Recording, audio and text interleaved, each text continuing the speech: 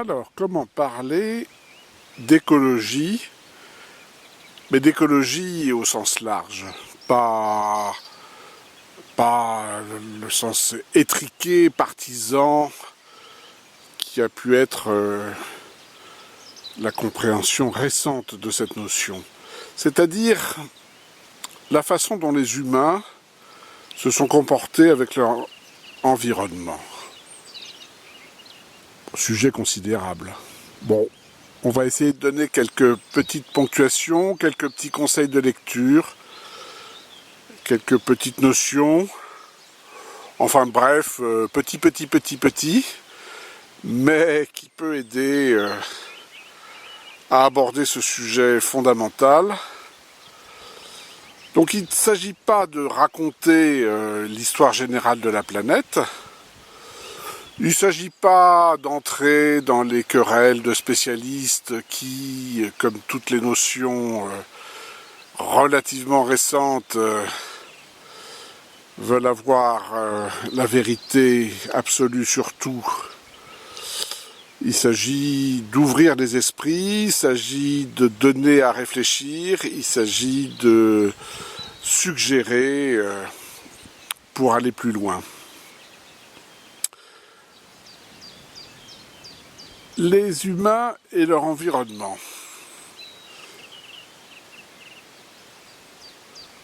Il semble bien que la façon la plus ancienne de se comporter était une façon animiste. C'est pour ça que vous voyez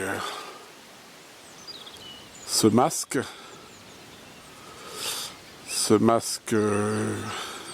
venu d'Afrique, qui est un masque de chouette, qui est censé protéger, qui est juste un reste, comme le disent les Africains, parce que comme vous le voyez, il y avait un certain nombre de choses accrochées, il était utilisé dans certaines circonstances, donc je dirais que c'est une forme de rebut de quelque chose qui a servi pour des cérémonies. Mais il est significatif parce qu'il montre bien combien dans les pensées les plus anciennes, le lien des humains, ce qu'on retrouve partout, chez les Inuits, chez les aborigènes, le lien des humains avec leur environnement était un lien total. C'est-à-dire que la conception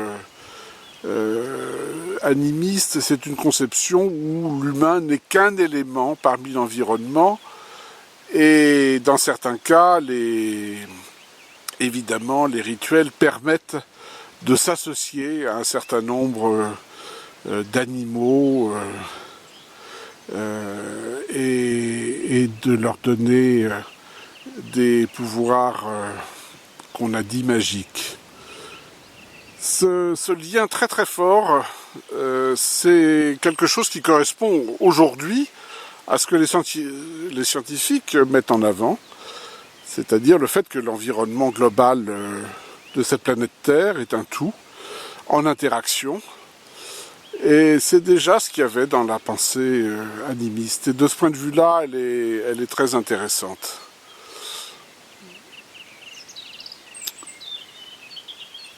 On va pas faire trop long, et pourtant c'est des dizaines de millénaires, mais quelques conseils de lecture. Le livre de Jean-Paul Demoule,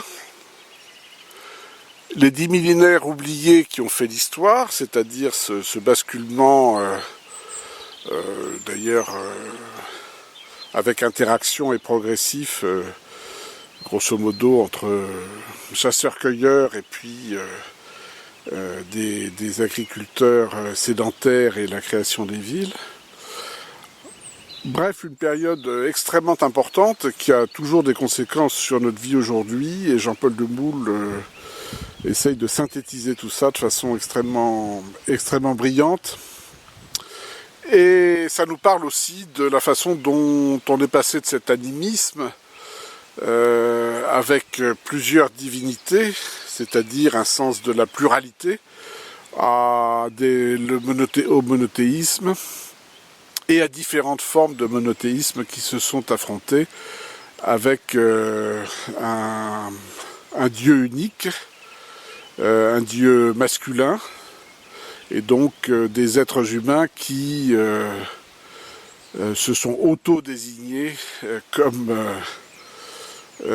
des êtres supérieurs. Et si dans ce qu'on appelle la nature, les choses formaient un tout, dans la pensée initiale, ensuite, on a justement créé ce mot de nature qui n'existe pas, par exemple, chez les Inuits, puisque il n'y a pas de séparation, comme ça s'est passé après.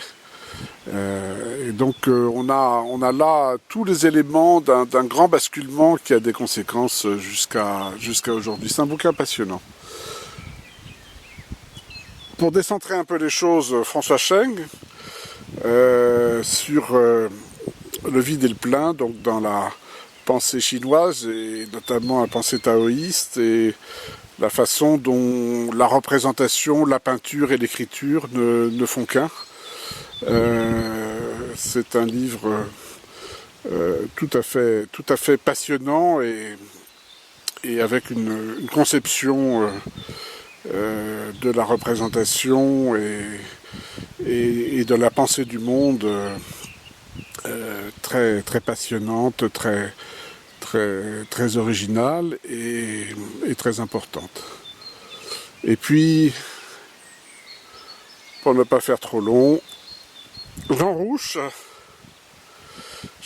un personnage très attachant, qui a beaucoup travaillé en Afrique, donc suggestion de films, des films singuliers, et j'aime notamment ce petit à petit où deux Africains viennent à Paris pour faire de l'ethnologie inversée et racontent les mœurs étonnantes des Parisiennes et des Parisiens.